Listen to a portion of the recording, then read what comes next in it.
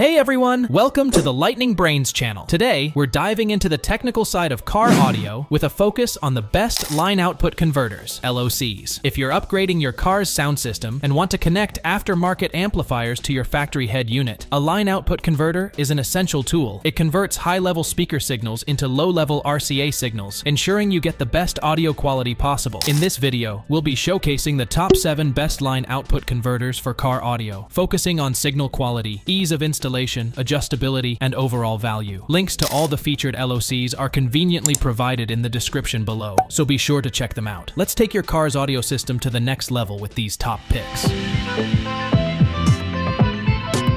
Number 7. SCARA Audio SK2 LO.